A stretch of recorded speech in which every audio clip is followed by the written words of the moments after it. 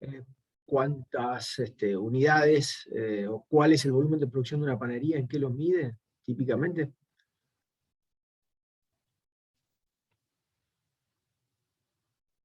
¿No? ¿Nadie?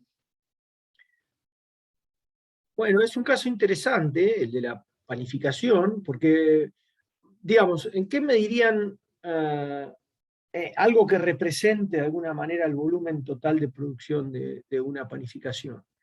O sea, qué unidad podría ser significativa como para, de alguna manera, una unidad de alguna medida que sintetice a todos los productos que se elaboran, ¿no?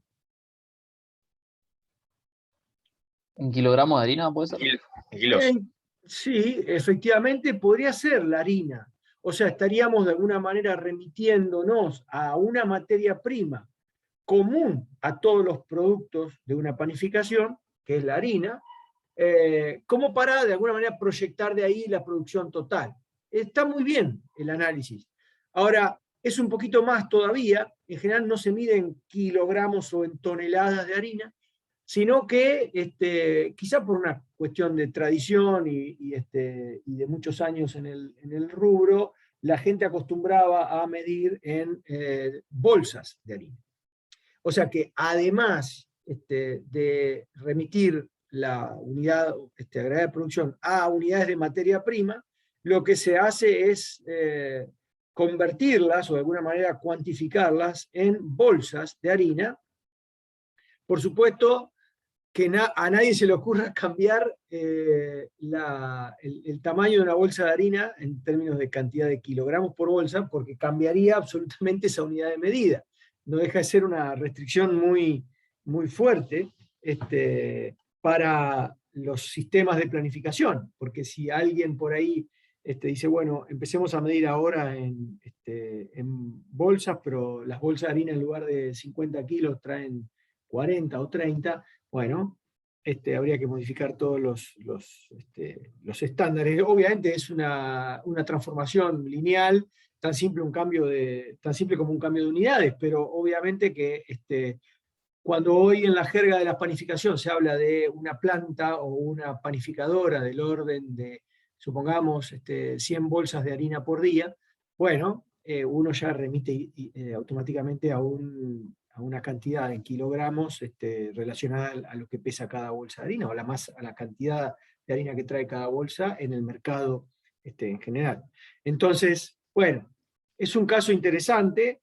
Uno también encuentra casos similares de elegir una unidad agregada de producción relacionada a la materia prima en, no sé, una empresa que produce, por ejemplo, no sé, perfiles, ¿no?, de acero. Independientemente de cuál sea, se miden en toneladas de acero, como, si bien ahí no hay, podría ser la unidad de producto elaborado como la unidad de producto como la unidad de materia prima que se utiliza para constituirlas, a estos perfiles, porque no hay mucho de pérdida de material en el medio, pero efectivamente hay muchos ejemplos en los cuales la unidad de producto de materia prima o producto elaborado, como en el caso de las unidades en la industria automotriz, pasa a ser la unidad de producto agregado. ¿Qué ocurre con esas? ¿Cuál es el desafío en esos casos? Bueno, que como ustedes podrán imaginar, una bolsa de harina, si se utiliza para hacer pan, insumirá mucho menos esfuerzo desde el punto de vista de industrialización que si esa misma bolsa de harina se utiliza para producir facturas o masas finas. Entonces, el objetivo, quizá el desafío mayor de la planeación agregada es, reconociendo una unidad de producto agregado genérico que sintetice toda la producción, tratar de proyectar cada unidad de producto agregado para obtener o reconocer la cantidad de recursos que se van a requerir para poder manufacturarlo, ¿no? Insisto, todo lo que ustedes van a ver aquí también tiene su correlato en el mundo de los servicios, aunque como les voy a mostrar más adelante, es particularmente útil el concepto de planificación agregada o planeación agregada. Planificación y planeación son dos formas distintas de decir lo mismo en mi caso, son sinónimos. La planificación agregada entonces apunta de alguna manera a reconocer qué niveles de producción agregada debería uno establecer en cada periodo, siempre teniendo en cuenta la cantidad de recursos que se requieren para poder manufacturarlo, ¿no? Y entonces es bastante más útil para los productos tangibles, o sea, no para los servicios, y ya van a reconocer por qué. Básicamente es porque en la planificación agregada, lo cuento sutilmente, después profundizo, pero en planificación agregada uno tiene una herramienta interesante que es el inventario, o sea, el stock, como variable de ajuste entre dos periodos sucesivos, y obviamente los servicios no se pueden estoquear, y entonces ahí aparece justamente el gran potencial de este tipo de herramientas, sobre todo para productos manufacturados, elaborados, que se pueden estoquear. En fin, avancemos un poquito en estas definiciones de qué implica el plan agregado de producción. Después vamos a llegar al nivel de plan maestro de producción, pero es un paso posterior. El plan maestro de producción ya van a ver que es una consecuencia, una desagregación, o sea, un refinamiento del plan agregado. Empecemos por definir el plan agregado. El plan agregado es, como les mencionaba, la primera de las etapas en el proceso de planeación de la producción, o sea, es ya concretamente una de las primeras decisiones que hay que tomar en el área de operaciones, y lo que busca es reconocer los niveles de producción en unidades agregadas, ese es el objetivo principal, y con ello las necesidades de recursos. ¿Qué recursos se necesitan para estos niveles de producción, como lo mencionamos? Bueno, fundamentalmente dos: recursos productivos, mano de obra y horas máquina, y por el otro lado el presupuesto. Entonces, aquel que planifica la producción en forma agregada debe tener en cuenta que para poder llegar a esos niveles de producción necesitará ciertos niveles de mano de obra, ciertos niveles de horas máquina o de equipamiento, pero además deberá reconocer que para poder llevar la producción a esos niveles necesitará presupuesto. Presupuesto en cuanto a recursos financieros para poder llevarlo adelante. Entonces, en general, la planeación agregada, por el objetivo que plantea, nos va a dar como resultado no solo una idea de cuánto es conveniente producir en cada periodo, en términos agregados, en una planificación, dice, bueno, durante el primer mes, supongamos enero, deberíamos producir a razón de 150 bolsas de harina por día, después en febrero bajar a 85 bolsas de harina por día, después en marzo retomar a 150, etc. Cada vez que sube o baja el número de bolsas de harina que uno procesa por día, bueno, o que uno procesa, digamos, en general en el plan agregado, será también cuestión de incrementar o reducir los recursos que haya involucrado. Para producir más bolsas de harina habrá que comprometer más mano de obra, más operarios, operarias, y además más equipamiento. Pero, por otro lado, también más presupuesto. O sea, financieramente hay que disponer de más dinero para poder comprar más bolsas por día, etc. Entonces, este plan de agregado de producción en general se plantea para un objetivo de mediano plazo, típicamente 1 a 2 años, como mucho, y en ese plan de mediano plazo reconocer cuál es el nivel de producción y la necesidad de recursos para poder manufacturar esos niveles de producción agregada.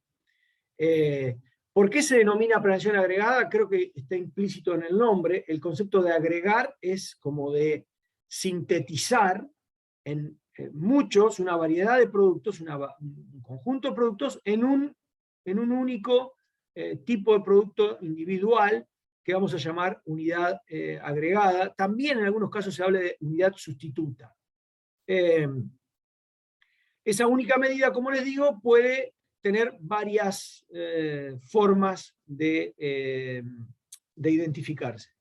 Ustedes, de alguna manera, convergimos a una, que es unidades de equivalentes de materia prima. Es una forma. La otra forma posible, en el otro extremo, es reconocer unidades equivalentes de producto. Mencionamos el caso, por ejemplo, de la industria del acero, donde podríamos medir en toneladas de acero genérico, ¿no? También podríamos medir, por ejemplo, como dijimos, en la industria automotriz, unidades de automóviles en general, ¿no? Entonces, unidades agregadas de ese tipo. En una empresa como Soleil Brusa, que les comentaba, uno mide típicamente en unidades, y como hay unidades tan disímiles, Soleil Brusa produce, por ejemplo, acoplados que tienen una longitud de más o menos 10 metros y semirremolques que tienen 14, 15 metros. Entonces, para poder compatibilizar, lo que hacen es multiplicar a la cantidad de semirremolques por 1,5, creo que es, y entonces, si se produjeron 10 semirremolques, consideran como si fuesen 15 unidades. ¿Okay? Porque el esfuerzo, los recursos, presupuesto, mano de obra, las máquinas que implica la producción de un semirremolque son 50% superiores a la de un acoplado. Entonces, para hacer una conversión y tratar de unidades análogas, se multiplica por 1,5 y por lo tanto se obtiene unidades equivalentes del producto más sencillo o del más simple, que serían los acoplados. Más ejemplos. ¿En qué se mide, por ejemplo, cuál es la unidad agregada de producción, por ejemplo, en refinerías de petróleo? Litros de nafta, metros cúbicos de nafta, metros cúbicos de diésel. ¿Qué creen ustedes?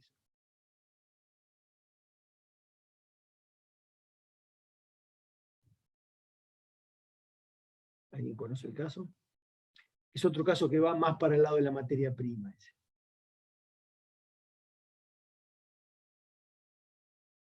¿No? ¿En qué unidades se mide la producción agregada? ¿En barriles de petróleo, profe? Efectivamente, efectivamente. Muy bien, muy bien. Barriles, efectivamente, en barriles de petróleo. Alguien, Augusto, sugería petróleo, efectivamente el crudo, como dice Leandro. Efectivamente, típicamente en barriles de petróleo, por mes o por día, pero proyectado durante todo el mes, etc. Típicamente, es otro caso donde se recurre a la unidad de materia prima como forma de medir una producción agregada que es muy diversa, obviamente. Si uno mide en unidades de litros de nafta, habrá que hacer la correlación y qué implica cada litro de nafta respecto de los litros de diésel. Entonces habrá que tener una relación de conversión ahí, pero además se producen otras cosas. Bueno, entonces para evitar problemas va por la materia prima. Es típico el caso en el cual cuando la diversidad de productos es mucha, se recurre a la materia prima, si es que la materia prima es común a todas ellas, ¿no? Pero a veces se complica mucho, entonces, no sé, aquí abajo se menciona el inciso C, por ejemplo, como una forma también típica de medir la producción en unidades monetarias. O sea, decir, bueno, esta planta produce 10, supongamos, 10 millones de dólares por mes. Es mucho. Pero no es que produce, no es una casa de la moneda, digamos, no es que produce billetes, sino que lo que hace es el equivalente en producción a 10 millones de dólares por mes. Entonces, ahí, esa es una unidad interesante, digamos, la unidad monetaria, porque típicamente un producto más elaborado, que requiere más recursos financieros, que requiere más recursos productivos, también cuesta más en el mercado. Entonces, es una buena medida la unidad monetaria de la magnitud de la producción. Lo que pasa es que si alguien habla en esos términos, quizás a alguien que está en el mercado o en el mundo de las finanzas le venga muy bien, porque dice, bueno, esta es la facturación, ¿no? Del dato de la planeación agregada sale directamente la facturación, pero por otro lado,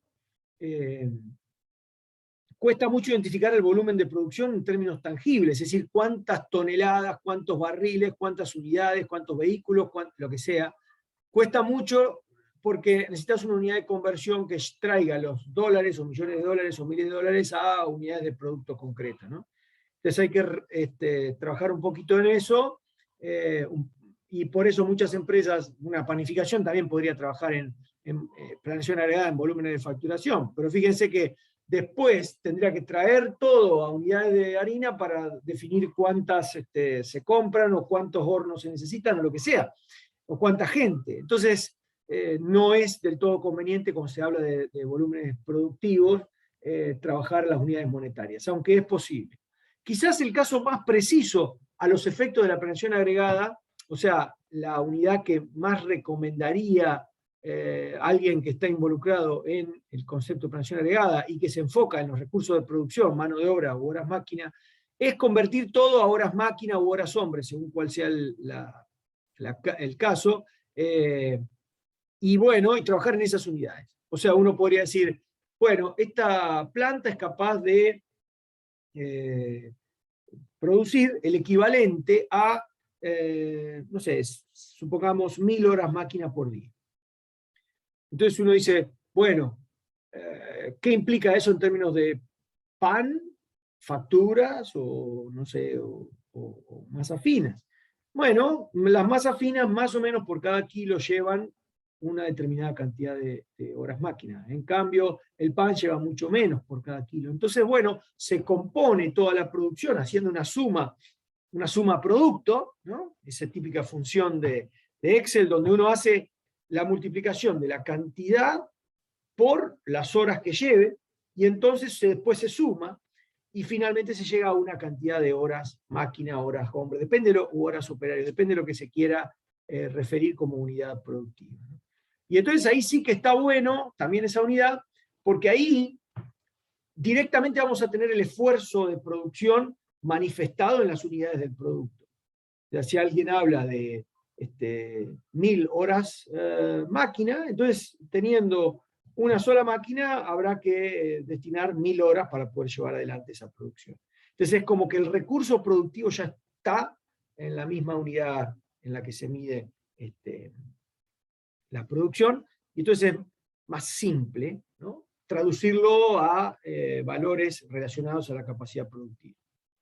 Entonces, yo diría que según el caso, en algunos ejemplos habrá que, no sé, pongo el ejemplo de la cerveza, por ejemplo. ¿Alguien sabe cuáles son las unidades de producción agregada en una planta de cerveza? Serán toneladas de cebada, que es uno de los insumos que se usa, y mucho, o malta. Serán, por el contrario, en lugar de ir a la materia prima, serán unidades de producto, serán unidades de botellas, serán litros. Bueno, la unidad típica de medida en la industria cervecera, o de las que conozco, digamos, acá el caso de CCU, son hectolitros o hectolitros. O sea, son cientos de litros la unidad típica en la que se mide la producción agregada. También la capacidad de los tanques, también algunas otras cosas. En fin, en muchos de los casos vamos a trabajar en unidades de materia prima, en otros unidades de producto elaborado, en otros vamos a trabajar directamente el equivalente en horas operario, horas máquina, o directamente en número de operarios, como equivalente, insisto. Cuando uno dice, vamos a estoquear 2000 horas máquina, no es que hay 2000 horas máquinas, o hay máquinas que se guardan en el stock de la empresa, no. El equivalente de producción de 2000 horas máquinas va a ir a un almacén. O sea, ese es un poco el concepto. O directamente en unidades monetarias, sobre todo si el objetivo es trabajar en términos de presupuesto. La alternativa de trabajar en unidades monetarias también puede ser una opción. Ok, dependerá de cada caso. Lo cierto, ¿hay alguna pregunta hasta ahí? ¿No? Ok. Lo cierto es que en este plan agregado o proceso de planeación agregada, lo que importa y lo que realmente nos va a ocupar es hacer un balance entre lo que se ofrece y lo que se demanda. O sea, entre lo que planificamos producir, que es una variable de decisión de nuestro proceso de planificación, y lo que se demanda. O sea, básicamente lo que se busca es poder satisfacer a la demanda con niveles de producción que el planificador, en este caso, decida llevar adelante. Entonces, una forma fácil de relacionar un nivel con el otro es hacerlos idénticos. O sea, uno podría decir, bueno, para hacer un balance perfecto entre oferta y demanda, lo que hago es, ¿cuál es la demanda? Tal valor. Ok, ofrezco lo mismo. Y el balance es periodo a periodo muy equilibrado, en el sentido que se da una igualdad entre uno y otro. Ahora, esa decisión, si la demanda es estacional, el concepto estacional remite a las estaciones en el año, entonces lo que puede ocurrir es que yo esté todo el tiempo tratando de modificar mi nivel de producción. Entonces, por ejemplo, en un periodo donde hay una baja significativa de la demanda porque es invierno y la gente no consume, porque en ese periodo todos se van de vacaciones y no hay demanda en la ciudad, o por lo que sea, entonces, para poder producir lo mismo que se me demanda, tendré que hacer que muchos de mis operarios estén ociosos o directamente despedirlos. Por el contrario, vendrán periodos pico donde la demanda aumenta mucho y entonces ahí tendré que acelerar la producción para que oferta sea igual a demanda, y entonces, o producción sea igual a demanda, y entonces tengo que contratar un montón de gente, personal auxiliar, o subcontratar, hacer que otras plantas produzcan por mí, o trabajar en horas extra, como le decía, o tercerizar. Entonces, la idea es que no siempre conviene hacer ese típico seguimiento de la demanda. Puede llegar a ser muy costoso. Entonces, la idea que hay detrás de la planeación agregada es tratar de que ese balance entre oferta y demanda, es decir, entre producción y demanda pronosticada, se dé no necesariamente como una igualdad estricta. Si bien lo que se busca es prepararse para responder a esa demanda, de ahí la idea de que lo que se busca es, a partir de esta relación balanceada, maximizar la satisfacción del cliente, es decir, tratar de estar preparado para que el cliente siempre tenga producto del cual nutrirse o tomar, digamos, para poder satisfacer su demanda. Entonces, si bien ese es el objetivo, ese objetivo se puede cumplir produciendo estrictamente lo que se demanda o produciendo anticipadamente más y guardando en stock o en inventario para después responder en un periodo donde la demanda es más alta, por ejemplo.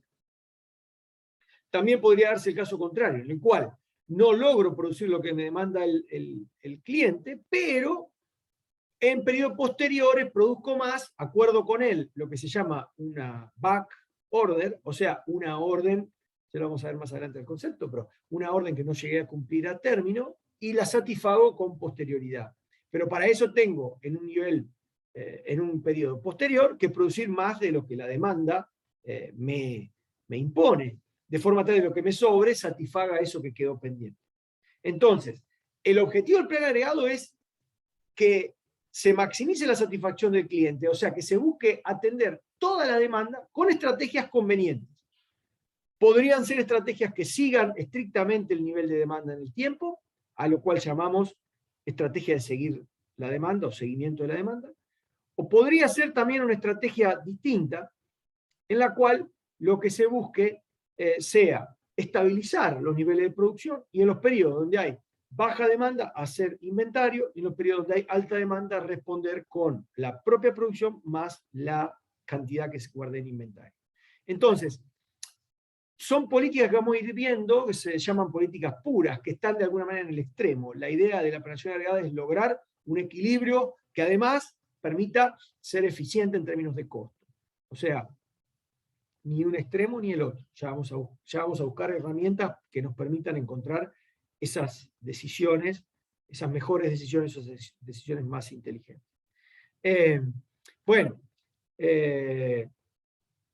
Insisto con esta idea de que la planeación agregada involucra en muchos casos no solo múltiples productos, sino también a la producción de todos los intermediarios, componentes que se requieren para hacer estos productos.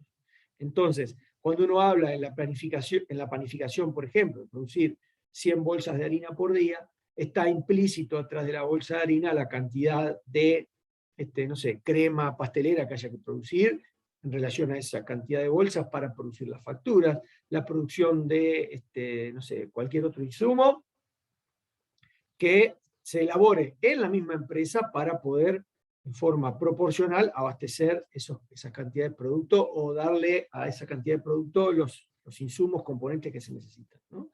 Entonces, toda la planta, cuando uno habla de la cantidad de horas que hay que destinarle a la producción de una bolsa de harina, no se está pensando solo en qué hay que hacer con la propia bolsa, sino con todo lo que la producción de esa bolsa conlleve. Entonces hay que convertir las unidades de producto agregado, en ese caso las bolsas de harina, en recursos asociados. Esos recursos asociados tienen que ver no solo con la manufactura de la propia harina, sino quizás con algunos otros insumos, componentes o intermediarios que la propia empresa demande, que obviamente, o que se comprometa a hacer, se proponga hacer, siempre guardando una relación entre una cosa y la otra, ¿no? Habrá que encontrar esa relación. Bueno, fíjense también que esta demanda, como la planificación es siempre a futuro, planificar es de alguna manera anticiparse al futuro, prepararse para ese futuro hay que de alguna manera predecirlo. Y esa predicción es lo que vamos a llamar pronósticos de la demanda. Esa demanda no es una demanda manifiesta. La planeación agregada anticipa a la demanda. Es decir, se propone hacia futuro y por lo tanto esa planeación agregada se basa en pronósticos de la demanda. Y entonces, como tal, digamos, va a ser el primer paso en lo que se llama el proceso de planeación de productos o de producción de productos de demanda independiente. O sea, no, los productos vamos a ver un poco más adelante en algún esquema de alguna herramienta de planificación de la producción. Dentro de una empresa puede haber productos de demanda dependiente.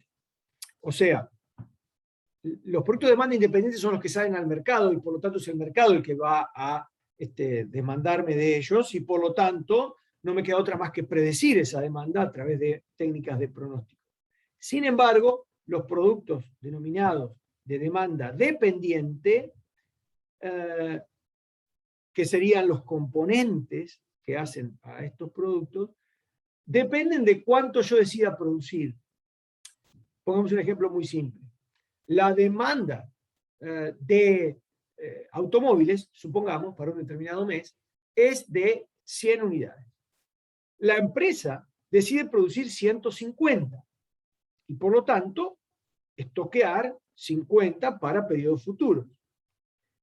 ¿Cuál es la demanda de, supongamos, neumáticos en esta empresa? Supongamos que la empresa también produce su propio neumático, no es el caso de la gran mayoría de las automotrices, pero supongamos eso. Supongamos, para hacerlo más simple, cajas de velocidad que la empresa produzca. Bueno, todo automóvil tiene una caja de velocidad. Entonces, la demanda de caja de velocidades es, en ese periodo, de 150, no de 100. Y uno dice, pero ¿cómo? Si la demanda fue de 100 automóviles, la demanda de caja de velocidades debería ser 100 también. Y no es así, porque la demanda de los componentes depende de cuánto uno decida producir. Entonces, por eso es que se llama demanda dependiente. ¿De qué depende? De la decisión del planificador de la producción. Entonces, volviendo al caso de la planeación agregada trata sobre productos de demanda independiente, o sea, productos que el mercado me demanda. Los productos de demanda dependiente, componentes, subensambles, partes que constituyan a los productos finales, las vamos a planificar con una herramienta de bastante menor nivel, que vamos a ver en la próxima unidad de esta materia. ¿Ok? Entonces, lo que la empresa debe hacer, en resumidas cuentas, es fijarse cuáles son los productos que salen al mercado, sintetizarlos en una única unidad llamada unidad agregada de producción, pronosticar la demanda de esa unidad agregada en el tiempo y finalmente, y ahí donde aparece el proceso de planeación de la producción, definir cuánto producir en cada periodo para responder a esa demanda. Que, como dije, no necesariamente tiene que ser la misma cantidad demandada. Bien, efectivamente, perdón que me quedé un poco atrás con el chat, Leandro me decía cuántos neumáticos, entonces efectivamente él multiplicaba por 5, probablemente asumiendo que hay una rueda de auxilio, Y efectivamente habría que hacer ese producto como para reconocer cuál es la demanda de neumáticos, que no es proporcional a la demanda del automóvil, sino proporcional a lo que se decida producir de ese automóvil, que a veces puede ser más o menos que la propia demanda. Bien. Espero que, no sé, si hay algún comentario, observación, algo que quieran compartir, o más o menos va clara la cosa, por dónde va el camino.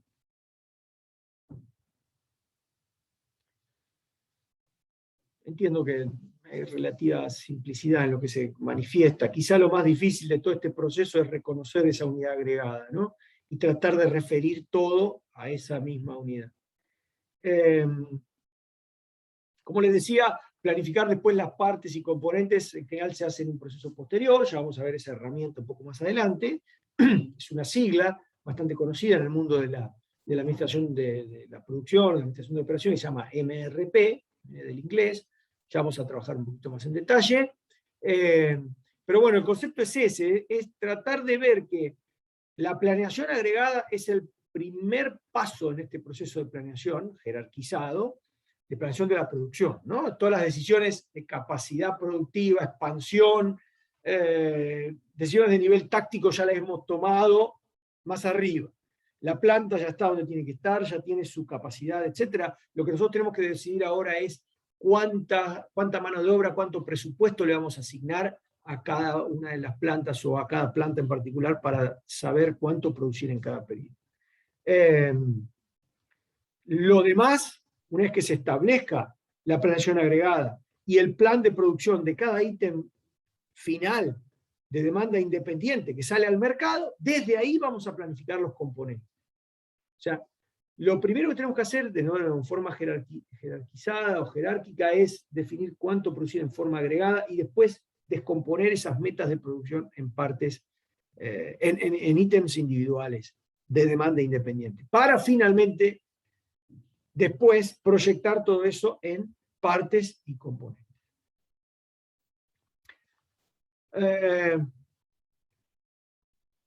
Habla en este nuevo slide que le estoy presentando de objetivos segundos o secundarios. La realidad es que es, en definitiva, el mismo objetivo que planteé de balancear oferta y demanda. Suavizar los cambios en los niveles de producción. Esta idea de, bueno, no necesariamente seguir a la demanda, sino tratar de que esos cambios se suavicen a través de acumular algo de producción en un periodo para utilizarlo más tarde. O postergar parte de la satisfacción de la demanda a periodos posteriores a través de lo que se llama back orders. Es parte del proceso de planificación y que lo que busca es suavizar estos picos y valles de una demanda estacional típicamente a lo largo de un año, ¿no? ¿Por qué se busca eso?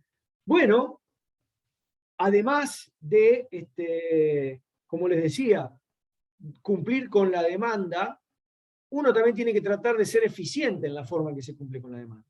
Y esa eficiencia en el concepto de producción implica tratar de no incurrir en costos demasiado elevados por formas de producción que no son totalmente económicas. Por ejemplo, yo les decía hoy, bueno, si yo quiero seguir la demanda estrictamente, por ejemplo, de helados en una heladería y yo tengo, no tengo intención de hacer stock antes de que venga el verano, porque quiero, nada, el stock me resulta algo muy costoso. Entonces tendré que estar preparado para los momentos de pico, y esos momentos de pico implicarán tener una planta demasiado grande para poder producir a ese pico solo durante 2 o 3 meses, o tener a mano algún otro productor de helados que nos complemente nuestra producción, que en general es más caro que hacerlo nosotros mismos, o hacer que la gente se quede en horas extra o se trabajen más turnos en esos periodos para poder levantar la producción. Todo eso son estrategias costosas si se comparan respecto de una producción nivelada durante todo el año. Entonces, esa suavización de los cambios de nivel de producción es una forma de bajar costos. Pero siempre que se tenga en cuenta que cada vez que se suaviza, si la demanda varía mucho, es porque o estamos estoqueando unidades o estamos postergando para después la satisfacción de la demanda. Entonces, insisto, la solución óptima, entre comillas, podría estar en el medio. Podría ser suavizar, pero no llegar a un nivel totalmente horizontal, ¿no? De producción, uniforme de producción en el año. Tratar de que los picos no sean tan pronunciados ni los valles tan pronunciados, pero que sigan habiendo suaves picos y suaves valles. ¿Qué tan suave es el resultado? Depende del balance entre dos costos o entre dos términos muy importantes. ¿Cuáles son esos dos términos que de alguna manera compiten entre sí? Bueno, a ver, alguno que me lo diga, si está de alguna manera claro lo que acabo de contarles. Hay como dos puntas o dos términos de costos que en una alternativa, siguiendo la demanda, son muy, muy caros, pero por el contrario hay otros que se hacen muy baratos, y a la inversa, en el otro extremo, donde produzco de una manera muy, muy uniforme durante todo el año. ¿Alguien se anima a contarme? He mencionado varios costos o varias cosas que podrían ser costosas. Veamos una, a ver algo que mencioné y que cuesta mucho dinero o bastante dinero. Y yo, si quieren, ustedes lo ayudo y les cuento en cuál de las estrategias eso se hace muy costoso.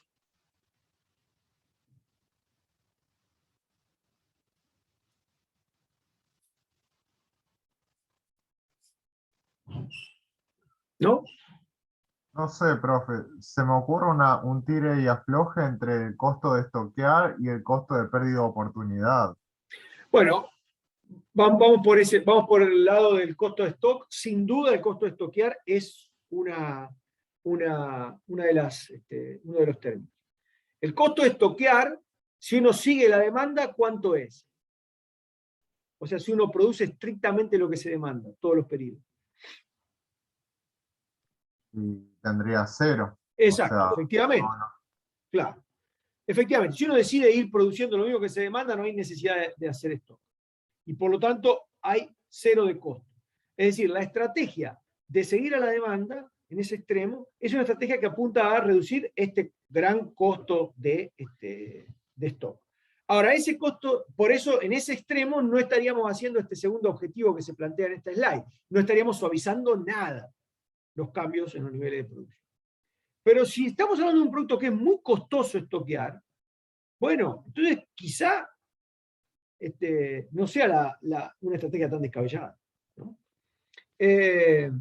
Y bueno, mencionaste el costo de oportunidad. Vos sabés que en términos financieros, el costo de stock en gran medida es costo de oportunidad. O sea, es costo de dinero que se ha comprometido en unidades de productos que están ahí, que no generan réditos o ingresos para la empresa, y por lo tanto se atribuye a ellos, a esas unidades, un costo de oportunidad de no haberlo invertido en otra cosa. Entonces, el costo de oportunidad del capital es en general también atribuible al inventario que se hace. Así que en ese caso los dos están en la misma dirección. El otro costo que yo mencioné hace unos pocos minutos, y que está en el otro extremo, piensen en qué implica cambiar estos niveles de producción, o sea, estos ritmos de producción tan abruptamente. O sea, cuando hay mucha demanda, acelerar. Cuando hay poca demanda, frenar drásticamente.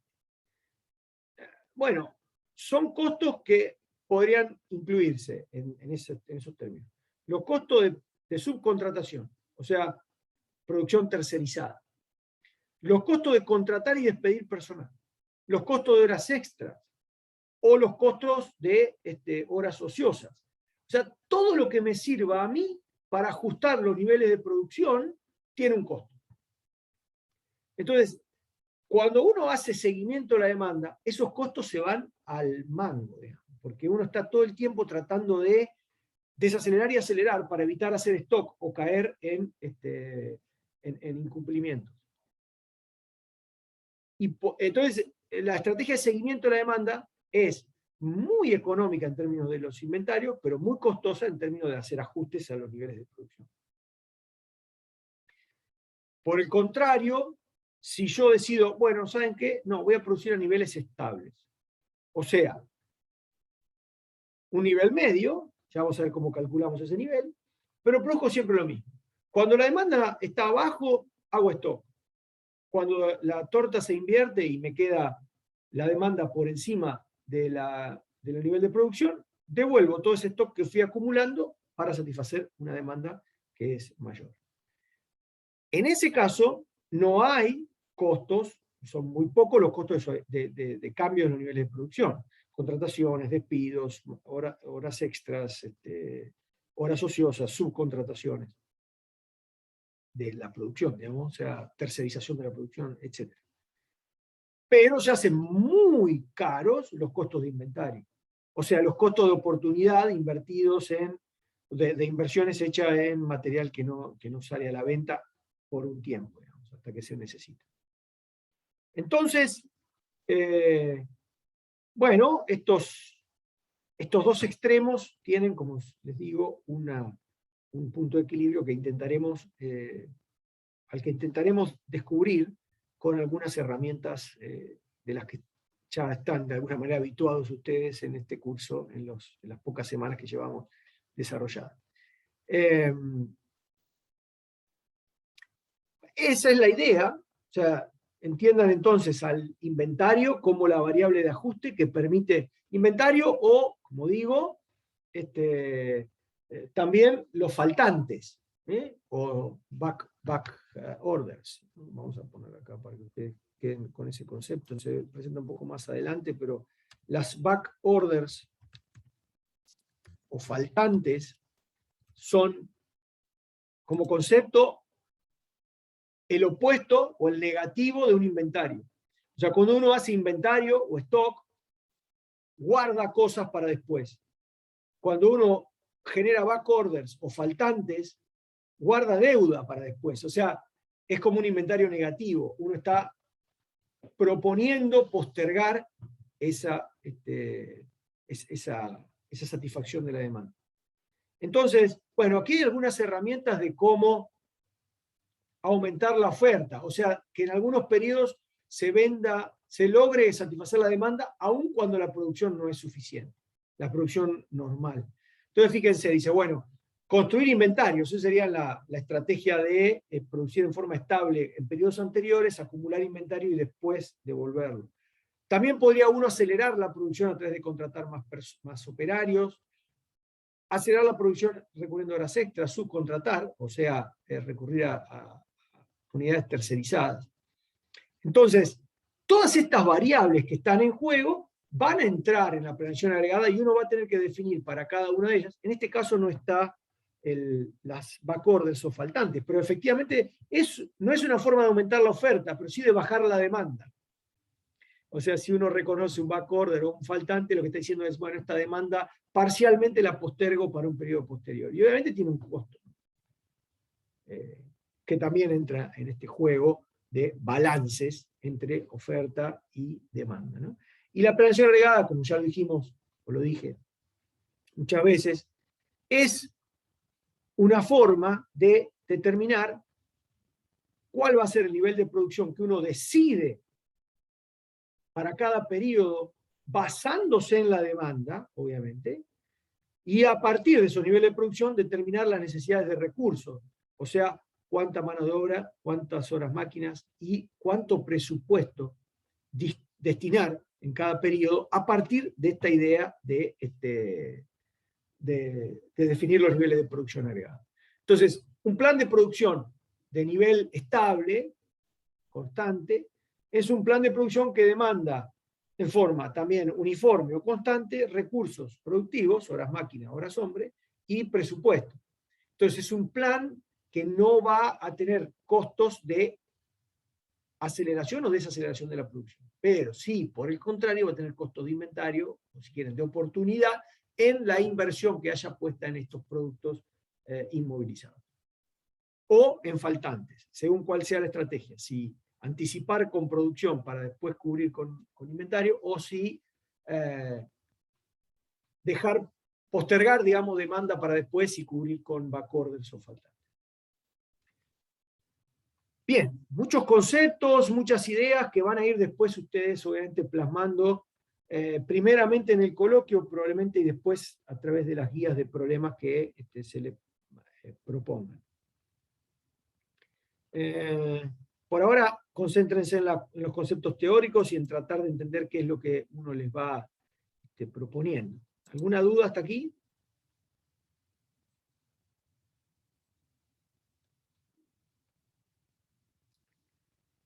Bien.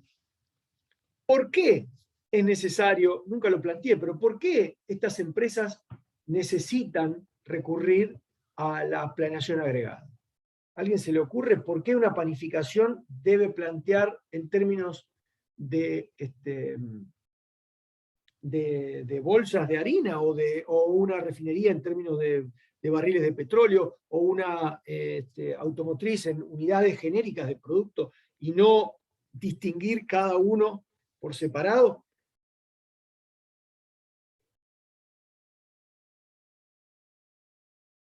O sea, porque a primera vista uno podría decir, bueno, pero si yo quiero planificar la producción, hagamos todo junto, digamos, que ya de primera instancia defina cuántas unidades no sé, de la Toyota Hilux modelo doble cabina de color gris, cuántas de color rojo, cuántas de color blanco, cuántas de simple cabina, cuántas SW4, si fuese el caso aquí de la planta de Toyota, cuántos Corolla, cuántos, no sé. Digo, uno podría de alguna manera ir de primera a resolver cuánto producir de cada cosa individualmente. ¿Qué puede ocurrir si uno va a ese nivel de detalle de entrada? Bueno, la primera cuestión que me parece muy importante es que si uno planifica por separado, podría cometer muchos errores en términos de reconocer para cada unidad de producto cuántos recursos se necesitan. Porque uno podría decir, bueno, para el Toyota Corolla color rojo, XLI, no sé cuál sea el modelo, se necesitan tantas horas hombre, aunque depende, qué sé yo, horas operario. O sea, es bastante difícil de reconocer para cada unidad de producto cuántas horas hombre, horas operarios, horas máquinas se necesitan en total. Porque uno podrá decir, bueno, fíjense que hay muchas horas destinadas a este producto cuando se ensambla, cuando se pinta, etc. Pero también hay muchas horas de operarios o operarias que están en la, no sé, administración o en la venta o en área de compras. Entonces es difícil obtener un indicador de cuál es la necesidad de recursos para cada unidad en particular. La agregación, ¿por qué? Porque hay muchos recursos de comercialización, por ejemplo, por decir algunos, que son compartidos. Un mismo vendedor vende todo, digamos, y recién en última instancia el que compra decide el color. Como que cuando un recurso se comparte por una gama de productos muy amplia, y bueno, entonces conviene reconocer cuánto se demanda en general, en forma agregada, de estos recursos, por unidad de producto genérico. Porque si empiezo a querer distinguirlo uno por uno, el proceso es extremadamente complejo y además impreciso. Entonces, ¿cómo se hace generalmente? En una empresa, bueno, se dice, a ver, veamos las estadísticas. ¿Cuántas bolsas de harina se produjeron en los últimos 12 meses? Bueno, en el mes anterior tantas, en el mes anterior tantas otras, etcétera. Hacemos una lista de cuántas bolsas de harina producidas en cada periodo. Y en cada uno de esos periodos, ¿cuántas horas operarios hay en total? Entre los comerciales, los de finanzas, compras, los de ingeniería, no sé, lo que haya. Además de los recursos comprometidos en la producción de la propia panificación. Todo junto. Entonces se saca un total de horas operarias. Y entonces después simplemente lo que se hace es hacer el cociente. Y bueno, se produjeron tantas bolsas con tantas horas operarios, divido el número de operarios, horas operarios, dividido el número de bolsas y saco cuántas horas operarios por bolsa. Y dice, bueno, pero hay de todo el metido. Sí, efectivamente, porque las horas operarios no están solo en la elaboración de manufactura, digamos, hay un montón de otras cosas metidas. Entonces, ese indicador es mucho más preciso cuando uno va agregando. Por el contrario de lo que uno podría intuir. Dice, bueno, no, miramos estrictamente. No, no es tan fácil. Porque podría estar ese plan, de decir, bueno, a ver, 2 minutos con 30 segundos de ensamble de este parte del eje, más 34 segundos de ir a buscar otra pieza, más 45. Cuando uno suma todo eso, que son todas variables aleatorias, porque esos tiempos son aleatorios, termina en una cosa extremadamente errada, ¿no? Porque obviamente los errores se van sumando unos a otros, además de no haber considerado un montón de otras cosas, tiempos improductivos, descansos, la necesidad de distraerse por algún motivo. Entonces, los niveles agregados siempre se atribuyen a indicadores mucho más precisos. Y uno lo puede demostrar a eso a través de reconocer. De hecho, también los pronósticos de demanda, no solo los indicadores de requerimientos de capacidad, o sea, no solo los indicadores de cuántos recursos se consume, porque esos recursos son compartidos, son más precisos, sino también son más precisos los pronósticos de demanda. ¿Por qué es eso? Hasta existe una explicación matemática. ¿Recuerdan cuál es la distribución probabilidad? Supongamos que uno tiene, vamos a pensar en esto, supongamos que uno tiene una gama de n productos, ¿ok? N productos en total. Y uno tiene para cada uno de ellos una demanda que es una variable aleatoria. ¿Ok? Entonces, la demanda de un determinado producto, vamos a llamarle producto I, y entonces vamos a llamar des up I la demanda, es algo así como una distribución normal, y de alguna manera el pronóstico de la demanda está acá, este sería el F, típicamente se llama F a los pronósticos, sería como el pronóstico de la demanda para el ítem I. ¿Ok? Entonces, bueno, obviamente, como la demanda es incierta, hay una cierta dispersión en torno a esa variable aleatoria demanda. Y existe una función, obviamente, densidad de probabilidades, que es lo que se está representando acá. La pregunta es, ¿cómo se distribuye la demanda agregada? Que en nuestro caso es N por D de I. O sea, lo que estoy diciendo es que hay N productos finales, cada uno de ellos con la misma demanda esperada, misma distribución de probabilidades. La pregunta es cómo se distribuye en términos aleatorios, o sea, como variable aleatoria, dA. dA, me suenan a las expresiones que usan ustedes ahora. ¿Alguien me ayuda con eso?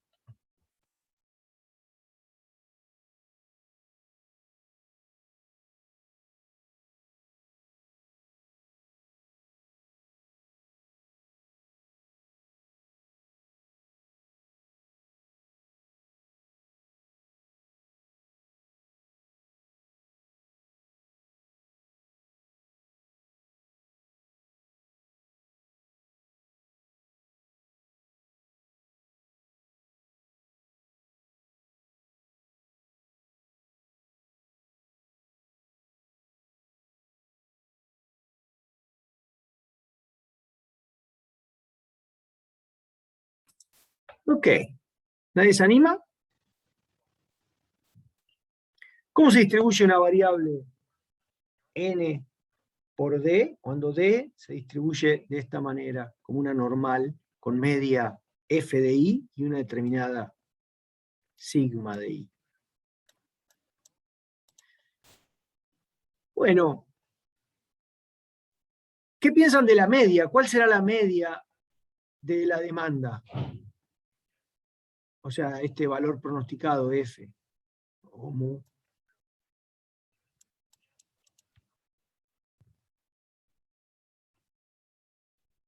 También sería como el promedio de los datos. Promedio no, porque en definitiva estamos agregando. Entonces estamos diciendo que hay n productos, cada uno de ellos con una demanda. Entonces por eso la demanda agregada es la suma de esas D, y por eso es n veces la demanda. Entonces, si el valor esperado de cada una de ellas es mu, evidentemente la demanda agregada tendrá una distribución cuya media es n veces mu. Piénsenlo de esta manera. Si uno tiene 5 productos, cada uno de ellos con una demanda esperada de 10 toneladas, y bueno, entonces la demanda agregada será 5 por 10, 50 toneladas. Así de simple. O sea, está fácil para ver que desde del pronóstico de demanda de un ítem, para conocer el pronóstico de la demanda agregada, habrá simplemente que multiplicar por n, porque cada uno de estos ítems tiene la misma demanda, y por lo tanto el producto te lleva a ese valor. ¿Me siguen hasta ahí? ¿Sí o no?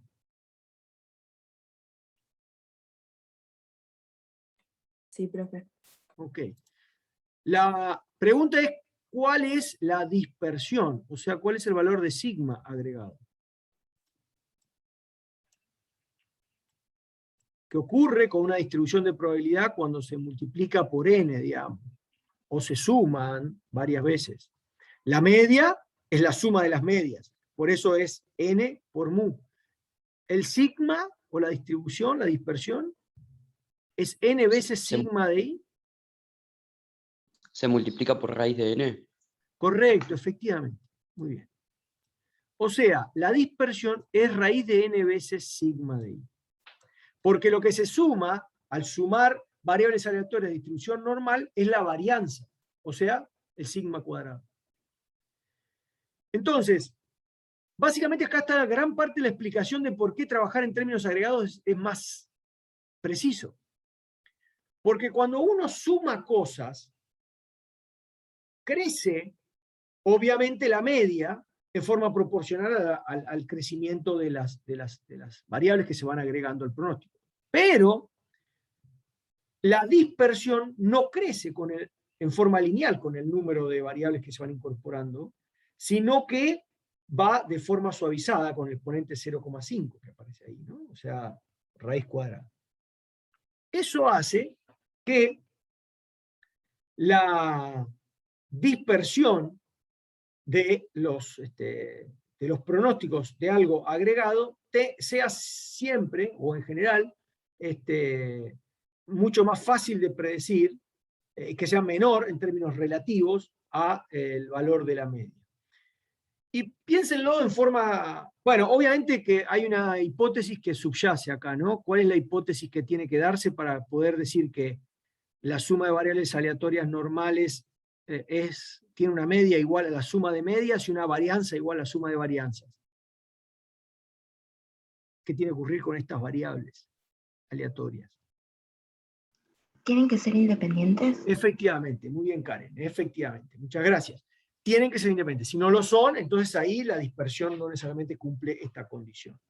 Ahora, asumiendo que son independientes todas estas variables de demanda, fíjense cómo uno intuitivamente también tiende a pensar eso. Uno dice, bueno, de pronto en algún periodo puede ocurrir que la demanda de algún auto en particular sea baja. Pero si las demandas son independientes entre sí, es altamente probable que en el mismo momento algún otro auto tenga una demanda un poco más alta. Y los efectos se contrarresten, y entonces la demanda agregada, que es medida en unidades de producto genérico, tenga menos dispersión que cuando uno mira la dispersión de cada uno de los componentes en particular. Entonces, hasta intuitivamente funciona. Siempre digo, pensando que las demandas son independientes, porque si hay dependencia, uno dice, bueno, la demanda de este auto fue baja, ¿por qué? Porque el poder adquisitivo de la gente era bajo. Bueno, si fue bajo, también fue bajo el poder adquisitivo para comprar cualquiera de las otras cosas en la oferta del producto, y por lo tanto ahí hay correlación entre esas dos variables, y por lo tanto puede que las dos funcionen en el mismo sentido al mismo tiempo. Eso hace que funcionando en el mismo sentido al mismo tiempo, la dispersión de un lado de alguna manera se sume a la dispersión del otro, y entonces el sigma se parece bastante más a n veces el sigma, digamos, que no a la raíz de n veces el sigma. Pero ese es el concepto. Si las demandas de los ítems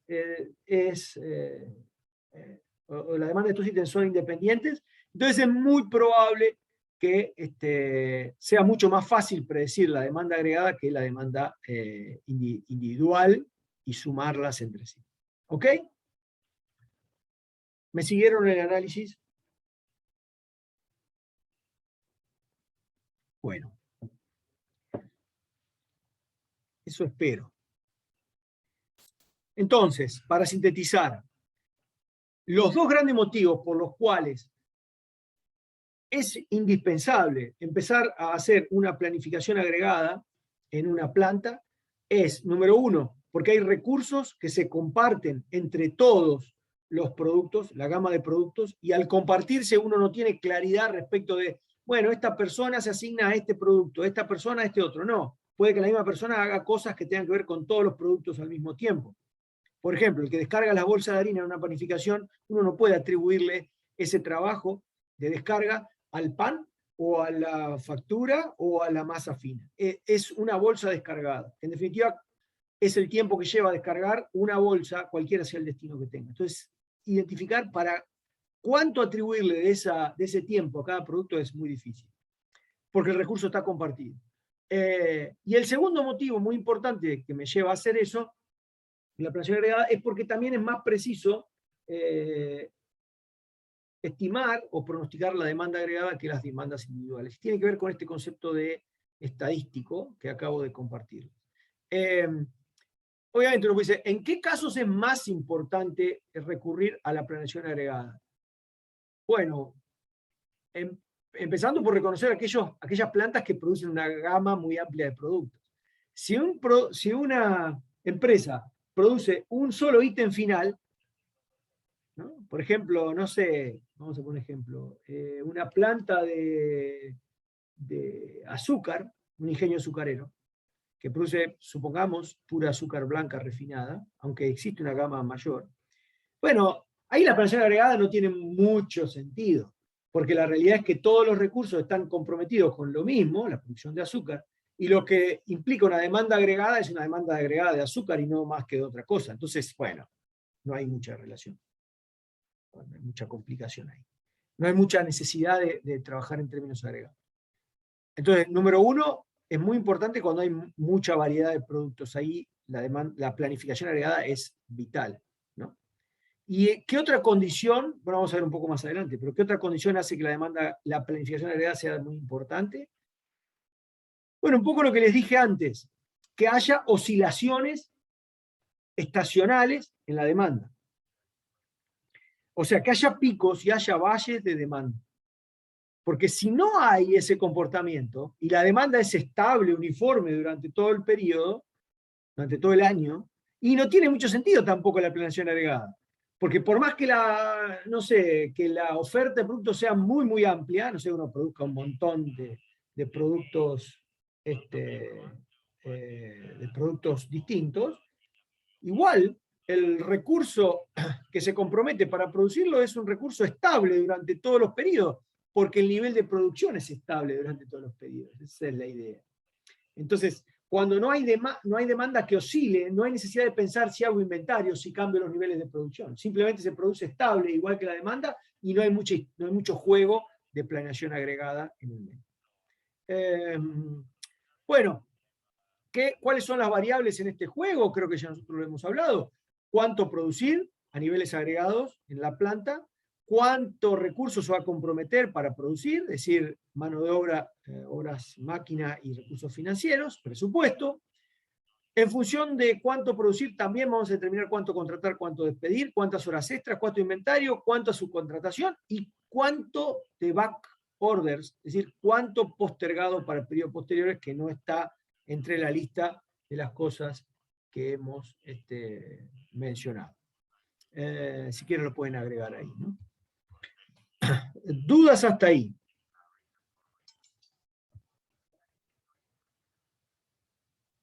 ¿Ninguna?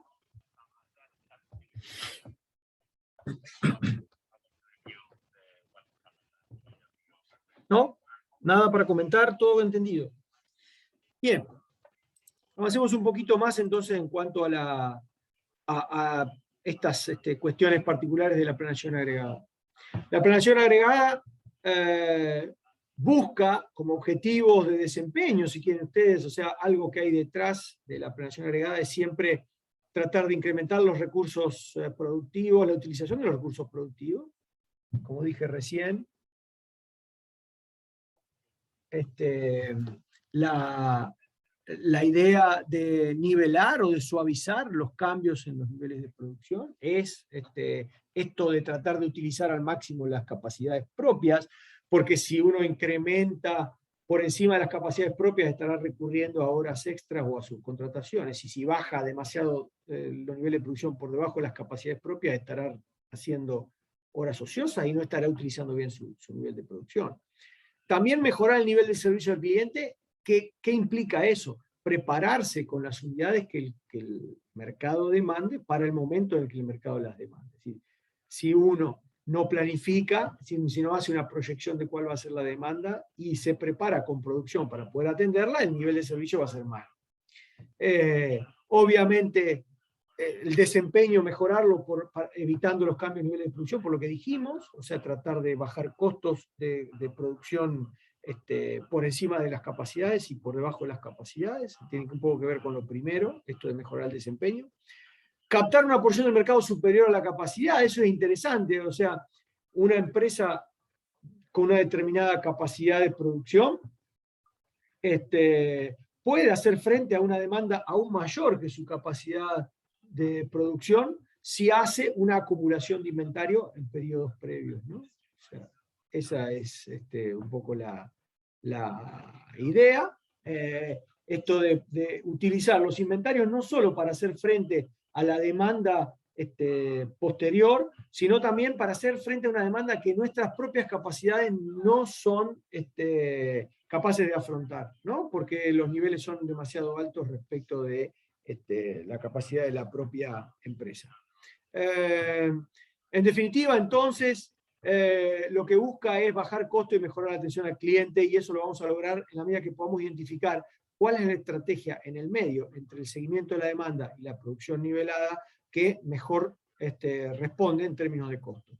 Insisto, ¿cuál va a ser ese punto intermedio? Dependerá de la fuerza que haga el costo de inventario versus el costo de ajustar la producción, contrataciones, despidos, horas extra, subcontratación, etc. Típicamente la planificación de la producción se hace en horizontes de tiempos discretos. Es decir, que uno toma el año completo para el cual quiere uno producir o planificar y divide ese año en periodos típicamente mensuales. También podrían dividirse en periodos trimestrales o semestrales o bimestrales. Pero en general se divide en meses y entonces se va definiendo el nivel de producción de cada uno de los meses y lo que esté por encima de la demanda se acumula como stock para satisfacer en el periodo siguiente. Ahora, este horizonte discretizado en meses también se hace rodar. Es decir, creo que alguna vez conté el concepto de horizonte rodante. O sea, uno planifica para los 12 meses que siguen, pero de vez en cuando uno hace una revisión.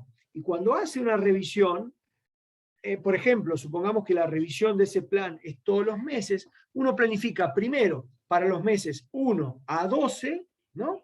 Y al mes siguiente toma la decisión de cuánto producir para el periodo 1, entonces manda a producir eso, aparece la demanda no necesariamente va a corresponderse con el pronóstico, puede que sea más o puede que sea menos, lo cierto es que lo que yo mandé a producir servirá para satisfacer esa demanda. Si produje de más, guardaré stock. Si produje de menos, habrá cosas pendientes para satisfacer el periodo siguiente. Ahora, cuando ya transcurre un mes, el planificador agregado de la producción hará lo que ya hizo entre los meses 1 y 12, pero ahora moviendo un poquito el horizonte y trabajando desde los meses 2 al 13. O sea, va desplazando el horizonte y va definiendo lo que el plan agregado ya estableció, lo va revisando periodo a periodo. Ese es el concepto de horizonte rodante, que creo lo había presentado antes, ahora lo voy a presentar con un poquito más de claridad, con la gráfica que voy a hacer enseguida. Un segundito.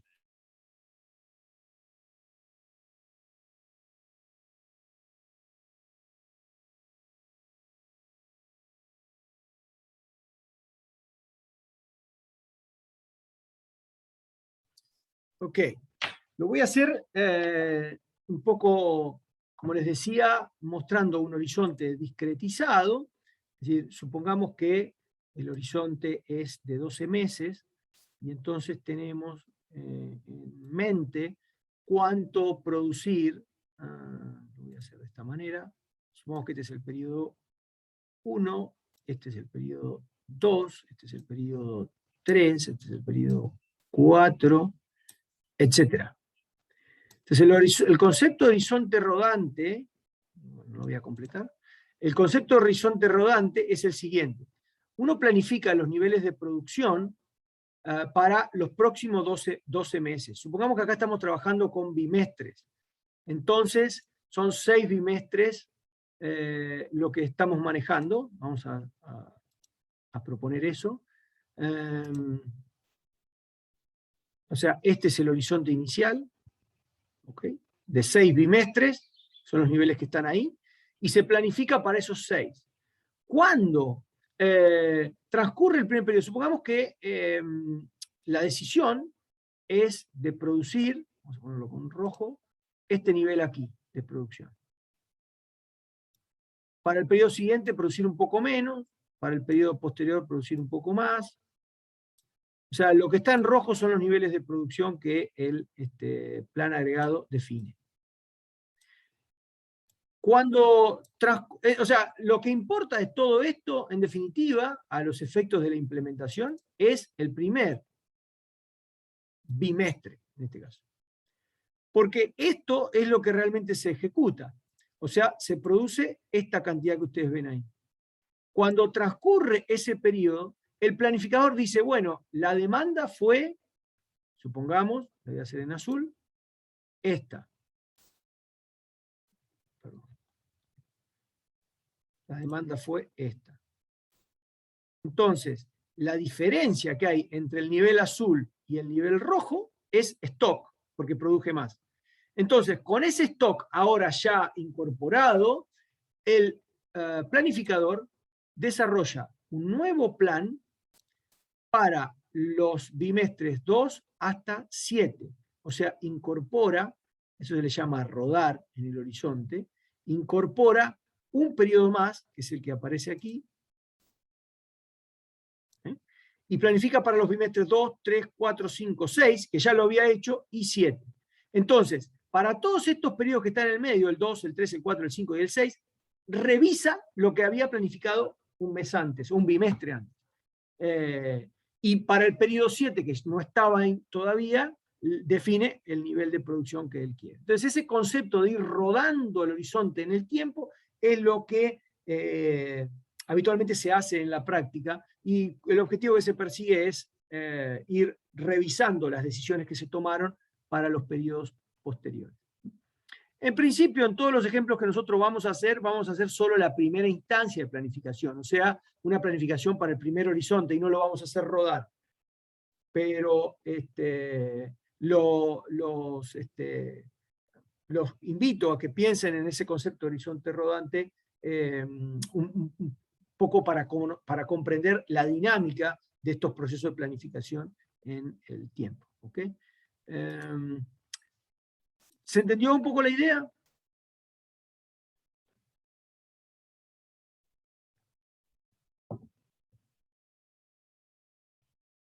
¿Sí?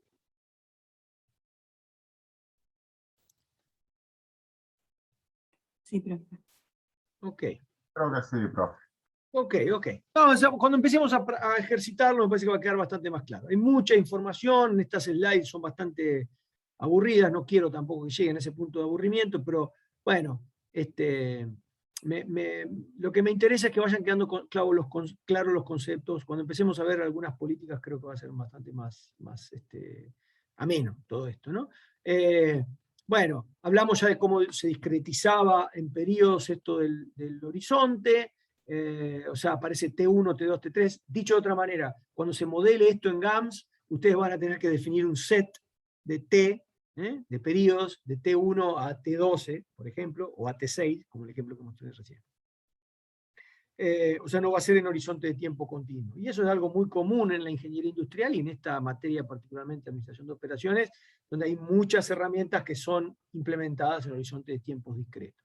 Bueno, niveles de producción y demanda también en volúmenes acumulados, eso es interesante, ya vamos a ver alguna gráfica, si quieren las podemos introducir ahora, pero uno va a medir los niveles acumulados porque de alguna manera dan una idea bastante más clara de cuál es la política. Miren, supongamos que tenemos esto. Y supongamos que la demanda, o sea, esto es tiempo, y esto es acumulado.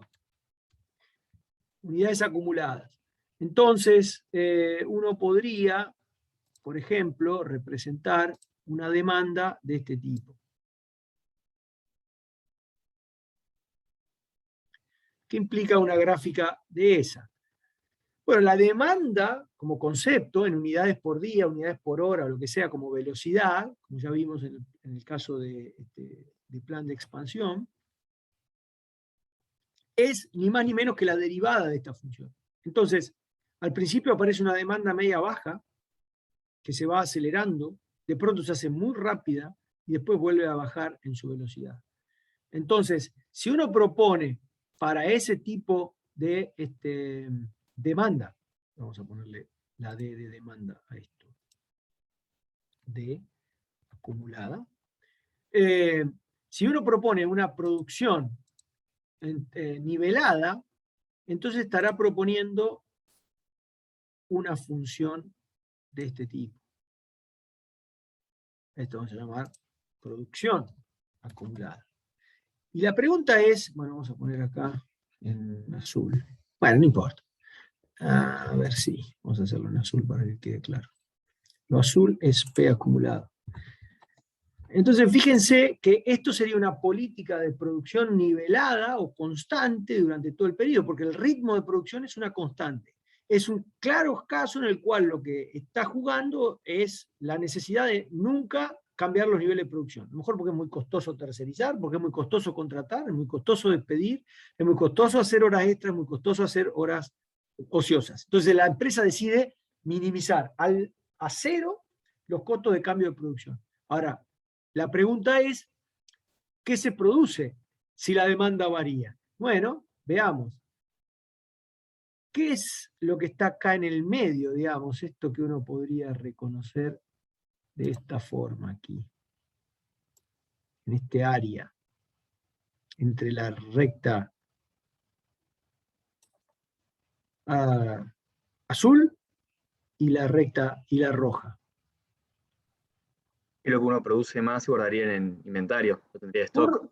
Correcto, muy bien, perfectamente. O sea, si uno mide la distancia que hay entre una y otra, no sé si alcanza a ver ahí, vamos a hacerlo con otro color, la distancia que hay entre una y otra, ahí, eso es inventario, efectivamente. O sea, uno acumula todo lo que produjo con la recta azul y acumula todo lo que se demandó con la recta roja, con la curva roja. La diferencia, si uno trabaja en unidades acumuladas, es ni más ni menos que inventario. Inventario que alcanza un nivel, empieza a acumularse, alcanza un nivel máximo, más o menos donde está el blanco ahora. ¿En qué momento se hará máximo el inventario?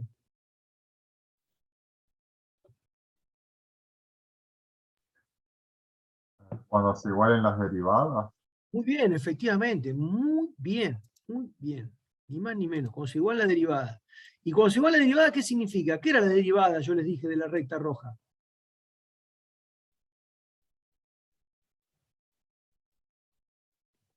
Yo dije que esto era demanda acumulada. Entonces la derivada, dije que era una velocidad de demanda. ¿No? ¿Sí? Y si, entonces cuando la velocidad de demanda iguale a la velocidad de ¿qué? de producción. Claro, la velocidad de demanda empieza siendo más lenta. Acelera hasta que en algún momento se hace igual a la de producción. Cuando la velocidad de demanda es igual a la de producción, se acumula el inventario máximo. De ahí en adelante, la velocidad de demanda se hace más rápida que la velocidad de producción. Entonces, ¿qué pasa con el inventario?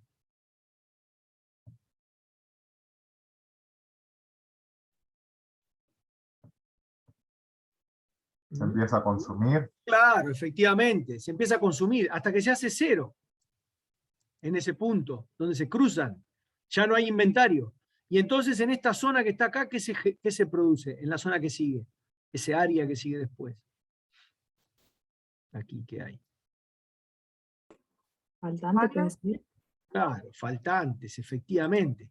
O sea, durante un tiempo, la velocidad de demanda sigue siendo más alta que la velocidad de producción, por lo tanto empiezo a deber cosas. En algún momento esa deuda se hace máxima, cuando las derivadas se igualan, la velocidad de producción es igual a la velocidad de demanda. De ahí en adelante la velocidad de demanda empieza a achicarse, y entonces con mi velocidad de producción, que es más rápida, logro cerrar esa brecha y responder a esa demanda que es vieja, faltantes, que ahora logro satisfacer. Entonces, en una curva de unidades acumuladas, comparando producción con demanda, uno puede reconocer inventarios y faltantes. Y eso es muy importante. Fíjense que si uno hace las velocidades de demanda y las velocidades de producción como representadas, digamos, no puedo sacar esas conclusiones tan fáciles, porque supongamos que yo quiero hacer acá como velocidades, que serían ni más ni menos que las derivadas de estas funciones. Entonces uno tendría, en cuanto a demanda, podríamos hacer una representación de este tipo. Una demanda que crece hasta un determinado...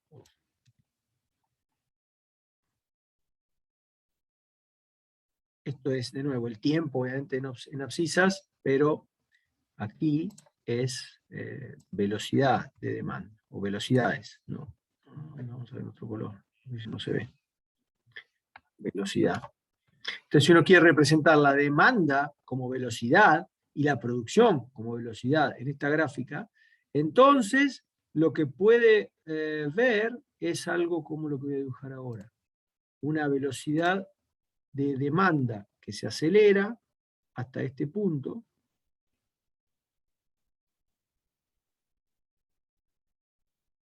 Quizá el punto de inflexión esté ahí justamente.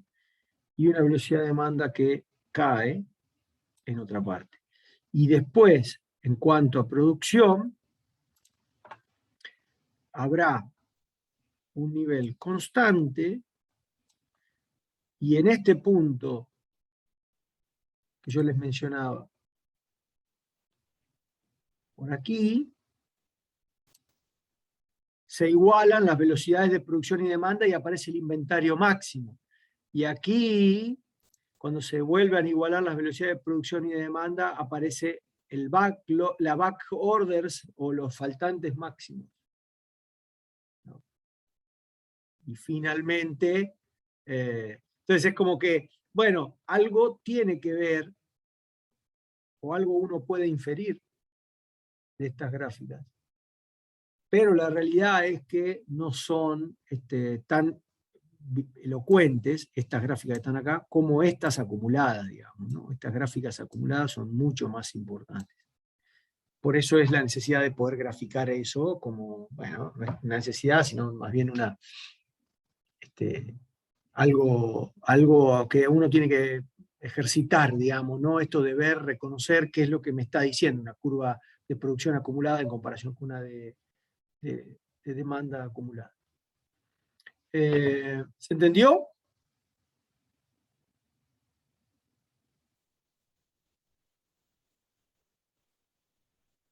¿Sí? Sí, profe. Ok. Bueno, como para cerrar, no demorarlos más tampoco con tantos conceptos teóricos, asuman que cuando uno hace esta planeación agregada ya se conoce cuál es la capacidad de producción, el layout, etc. O sea, ya está definido el tema de planeación de capacidad, que es algo que vimos en la unidad pasada y que ustedes ahora van a presentar el lunes estos ejercicios, no sé qué grupo es el que le toque, pero en definitiva, eso ya es una parte de la jerarquía de planeación ya resuelta, ¿no? Como primera cuestión a tener en cuenta. La segunda cuestión es que inmediatamente después de planificar las instalaciones, lo que sigue es esto, el plan agregado. O sea, si uno tiene que reconocer en la jerarquía de decisiones, una vez que las instalaciones están hechas, lo primero que se hace para planificar lo que esas instalaciones van a hacer es reconocer cuál es el nivel de producción a través de la planeación agregada, periodo a periodo.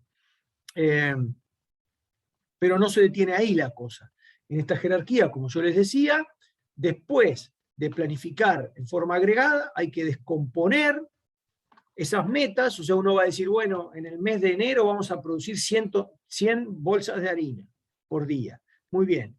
Hacia abajo hay que decir ahora, bien, de esas 100 bolsas de harina, que me van a llevar tanto presupuesto y que me van a llevar tantos operarios, ahora definamos cuántas van a ir a pan y cuántas van a ir a facturas y cuántas van a ir a masas finas. O sea, queda por delante, después del proceso de planificación agregada, la desagregación en unidades de producto. Y después de desagregar en unidades de producto, quedará la planificación de los componentes, como les dije, partes, subensambles, según de qué producto se trate. Esperemos, digamos, no estamos hablando de pan cuando hablamos de subensamble, digamos, ¿no? O sea, claro está, es más de la industria automotriz el ejemplo, pero quedará para un nivel posterior, y esa es la unidad que vamos a ver dentro de algunas semanas, cómo planificar los abastecimientos de materiales requeridos para esa producción. Ese es el proceso básicamente jerárquico que se sigue, y bueno, que es muy importante que ustedes reconozcan, digamos, porque de alguna manera es el objetivo de la asignatura, ir presentándole las cosas en el mismo orden en que habitualmente se toman las decisiones. La planeación agregada, así como les digo entonces, define niveles de producción. Obviamente, si yo establecí que se van a hacer 100 bolsas por día de harina, estaré imponiéndole un límite a la cantidad de productos que se van a hacer. O sea, uno no puede tomar decisiones que excedan esa cantidad de bolsas de harina o que la dejen corta, porque la planeación agregada ya fijó esa meta. Entonces, el que viene después, que hace el plan desagregado y empieza a definir cuánto hacer de cada producto final, tiene que ajustarse a esa meta de 50 unidades. Esa es la idea. Y obviamente, de alguna manera, el plan agregado resuelve lo que se llamaba el conflicto entre una cosa y la otra, porque ¿se acuerdan esto del juego, del plan de juego, el game plan? O sea, esta idea de que hay competencia entre el área de producción y el área comercial, bueno, y el área financiera. Bueno, el plan agregado de alguna manera viene a resolverlo, porque comercial busca que haya mucho en stock para responder rápido. Finanza busca que no se produzca tanto porque necesitan de muchos recursos financieros para comprar materia prima, operarios, etc. Y entonces, la producción obviamente quiere producir lo más estable posible para no gastar en contrataciones, despidos o en horas extra o en estar ocioso. Entonces ese plan agregado, cuando se define, que dice, bueno, algo vamos a ajustar a la producción. Entonces el tipo que está en producción dice, siempre jodiéndome a mí. Pero tampoco vamos a seguir a la demanda ni vamos a hacer el stock que quiera gente comercial. Bueno, entonces también ahí están jodiendo comercial. Ni tampoco vamos a producir tanto para no comprometer tanto los recursos financieros. Entonces también están teniendo en cuenta a la parte también del área de finanzas o compras. Entonces, esa es la idea. Cuando uno resuelve un plan agregado, también resuelve ese game plan entre estos tres sectores, ¿no? Bueno, en definitiva, además, el plan agregado define, como se dice más abajo, el presupuesto anual de la función producción. Porque en definitiva, cuando uno define cuánto producir, define los presupuestos y define también entonces cuánto se necesita para el área en cada uno de los periodos. Por lo tanto, es una información, un input muy importante que se define para que la gente de finanzas o compras preparen presupuesto para lo que la función de producción necesita cuando lleva a la práctica este plan agregado. Sobre el tema del lead time y el concepto de backlog o back orders, creo que habíamos hablado alguna vez. Yo les decía que el lead time es algo que vamos a utilizar y mucho, en particular en la presentación de los desfasajes entre la emisión y la recepción de una orden. Lo que quería de alguna manera traer a colación en esta slide es que siempre existe, cuando una orden o un pedido se coloca y una orden o pedido se completa, dos fases, dos tiempos, o sea, el tiempo transcurre de este lado, de izquierda a derecha.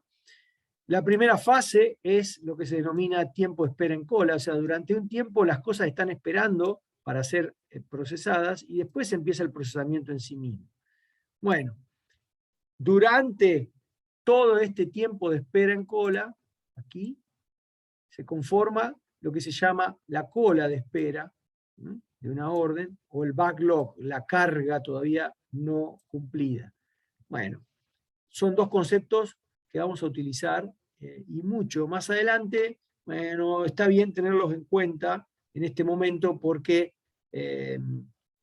nada, me parece que a la hora de reconocer qué implica un backlog o una backorder, como dije, o faltantes, es de alguna manera reconocer que a veces no se trata de, como uno podría imaginar, decirle a un cliente, che, te satisfago la orden durante un mes, muchas veces, o en el mes que sigue. Muchas veces se trata simplemente de tomar la orden y mantenerla ahí en espera porque hay otras cosas siendo priorizadas. Entonces, una back order o una orden que se abastece con tardanza o como faltante, ¿no?, es en verdad probablemente aquel material que todavía está o bien en espera en cola o durante su procesamiento y todavía no pudo salir al mercado. Entonces, nada, formas distintas en las que se manifiesta esa back order o ese faltante dentro de la planta, ¿no?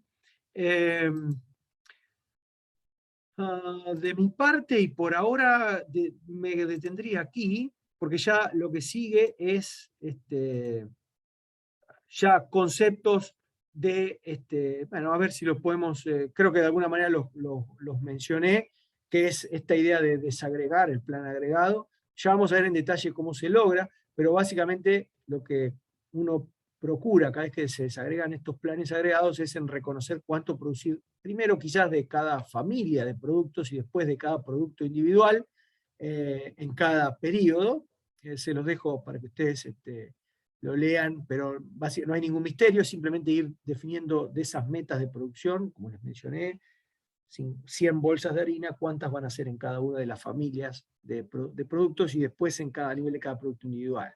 Por ejemplo, supongamos de 100 bolsas de harina uno podría decir vamos a destinar 50 a la producción de panificados en general, y dentro, entonces esa es la familia panificados, y después adentro de cada uno de esos aparecerá el pan común, pan especial, varillín, qué sé yo, toda la variedad de panes que existe en la panería, ¿no? O sea, hay que definir en detalle cuánto producir de cada una, siempre respetando la meta del plan agregado y haciéndolo en forma progresiva desde la unidad agregada a nivel de familias y después a nivel de producto individual. Lo vamos a hacer a esto en el coloquio, así que no se preocupen, calculo que va a quedar más claro cuando veamos eso. Y si quieren gráficamente, ¿cómo vino esto? Bueno, llegamos a este nivel de planificación de las instalaciones. Recuerden, plan de expansión de capacidad, definición de requerimiento de capacidad y de costos por unidad, curva de experiencia, curva de aprendizaje. Definido eso, se asignan familias de productos a las plantas. O sea, la empresa dice, bueno, si hay varias plantas de producción, algunas familias vamos a producir aquí, otras en otro lado, etc. Bueno, cuando está definido eso a nivel de cada planta, se define el plan agregado. Y una vez que se define el plan agregado, se desagrega por familias, y una vez que se desagrega por familias, se llega al nivel de productos individuales. Y eso es lo que se va a llamar plan maestro de producción. O sea, el plan maestro de producción va a ser el resultado de haber desagregado mi plan agregado a nivel de unidades de producto. Es decir, cuando lleguemos a decir, en esta semana vamos a producir 5 toneladas de pan común, entonces habré llegado yo a la definición del plan maestro de producción. Bueno, obviamente junto con la cantidad de unidades de pan común aparecerán las unidades de pan especial, de varillín, de pan de aceite, etc., que darán el total de unidades de producción de la familia panificados, que sumado a las unidades de producción de la familia de facturas y no sé qué, y masa finas, dará el nivel de producción agregada que se definió más arriba, ¿no? Siempre esta idea de las pirámides de decisión, a medida que aparecen niveles inferiores, hay más unidades de producto, más complejidad en la definición, pero siempre respondiendo a lo que los niveles superiores han establecido como metas de producción. Bien, eso es más o menos lo que buscamos. Entonces, en esta unidad en particular, lo vamos a hacer, más allá de todo el palabrerío que fue la clase de hoy, lo vamos a hacer concretamente en la clase que viene, el día viernes, donde les daré las técnicas o estrategias de planificación agregada más difundidas. Algunas ya las presenté hoy, pero avanzaré en algunas un poco más sofisticadas.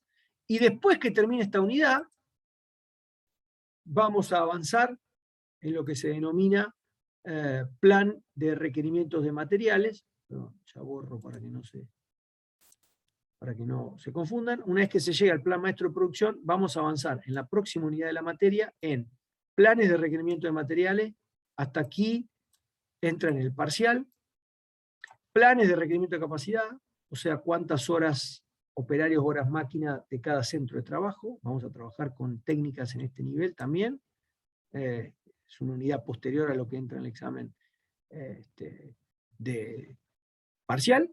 Y después ya vamos a entrar en el detalle de en qué momento preciso hacer cada una de las órdenes de producción. Vamos a entrar en lo que se llama scheduling o programación de operaciones. Y finalmente el proceso de control de la producción, que es un proceso de bien bajo nivel de piso de planta. En definitiva, no se preocupen por todo esto por ahora. Nuestra unidad, planificación agregada de la producción y plan maestro de producción, es lo que nos ocupa y lo que vamos a desarrollar con más detalle a partir del viernes. Bueno, ahora sí, creo que eso es todo.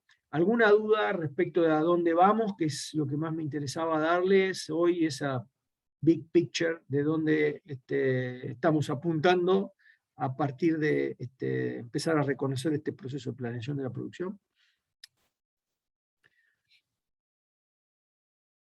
¿Se entiende? ¿Hay alguna duda? Bien. Si no es así, voy a dejar de grabar y bueno, para aquellos que no hayan podido o quieran repasar la clase de hoy, voy a poner a disposición la clase probablemente mañana, y el viernes nos encontramos a las 10 de la mañana para empezar a entrar en los detalles de qué forma puedo yo obtener un plan de producción agregada.